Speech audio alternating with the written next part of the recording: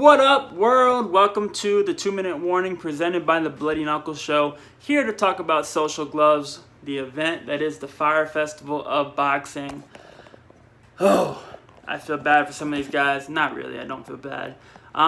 Basically, y'all, this went up in flames. This was supposed to be a huge event a couple weeks ago featuring Austin McBroom versus Bryce Hall and a bunch of TikTokers versus YouTubers. Well, new news breaking.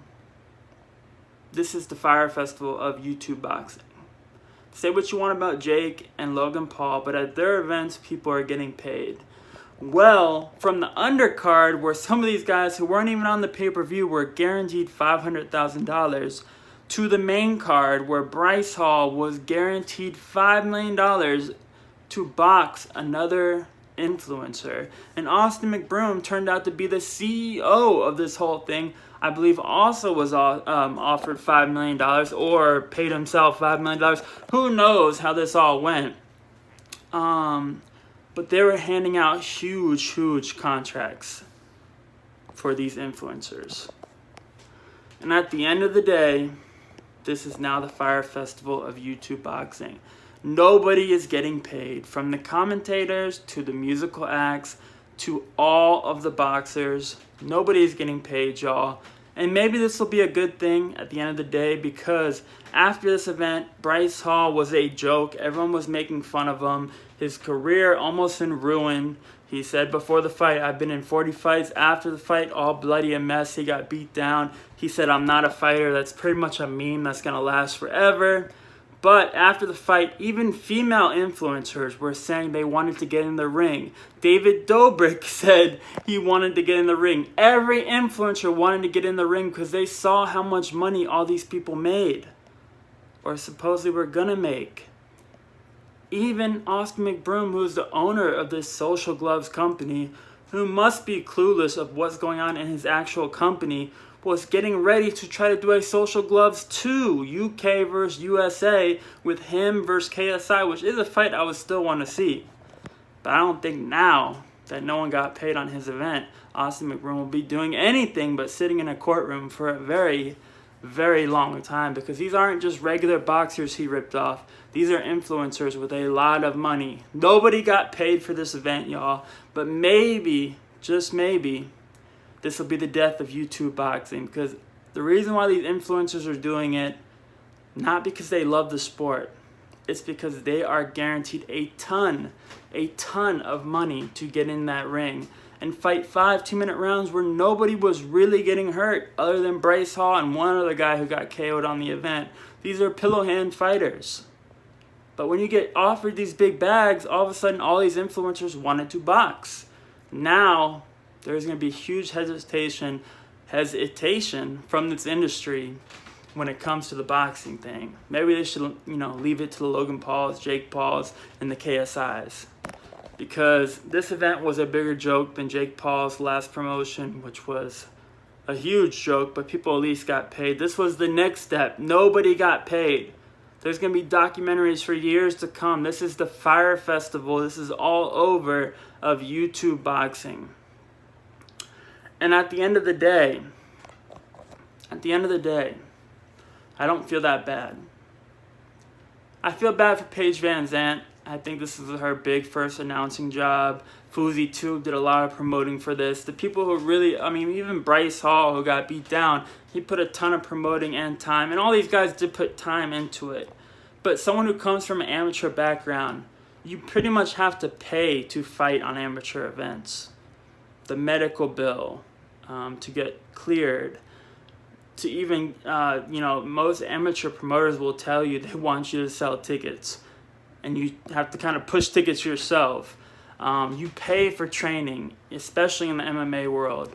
Unless you have a certain talent that somebody sees or you know someone in the gym, usually you are paying for the training that you're getting. So you're in the negative. Most pros are in the negative in the beginning of their career. They are not getting $5 million to fight 5 2-minute rounds versus somebody who doesn't know how to fight.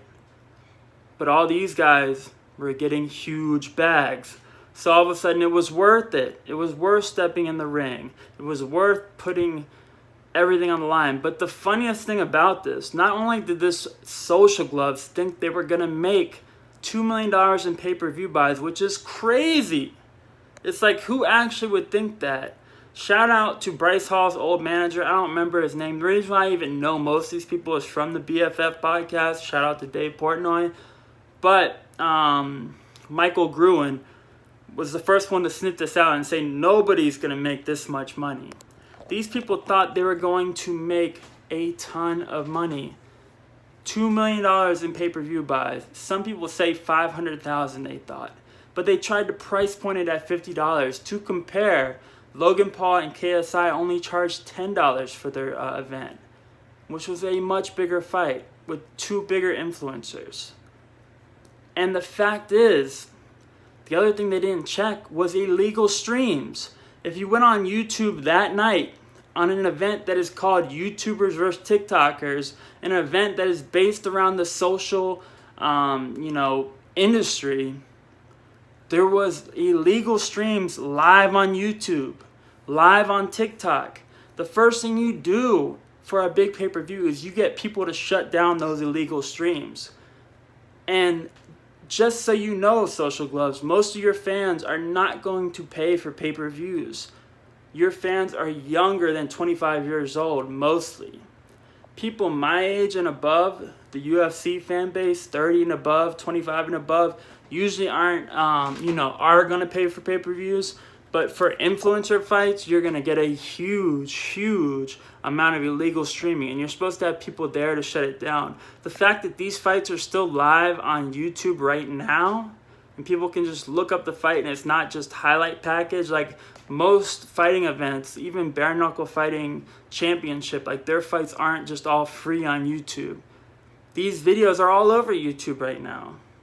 The day after. And you get a lot of pay-per-view buys the day after the actual pay-per-view. You might get some guy who's bored and sees it on their little pay-per-view at home, their little cable box. No, these people did not know anything about the fight business, clearly. And the fact that Austin McBroom was already trying to get Social Gloves 2 going before he paid anyone just shows how out of touch this guy is, man. I was actually rooting for him, but this guy's going to have a long journey, a long time in court, because he messed with a lot of people with a lot of money with nothing to do but sue him. Because all these guys, basically, all they do is make videos like this but make a lot more money. And they have all day on their hands. So maybe at the end of the day this will be a positive, because maybe this could be the death of YouTube boxing, because people will see there's a lot of sliminess in boxing. There's a lot of negatives that can come out of boxing, and you might not always get paid. So all of a sudden, if all these YouTubers need guarantees up front to box, maybe it's going to, shut down the industry. We'll see. Social Gloves, an embarrassment. This was the 2-minute warning, y'all. Peace, world.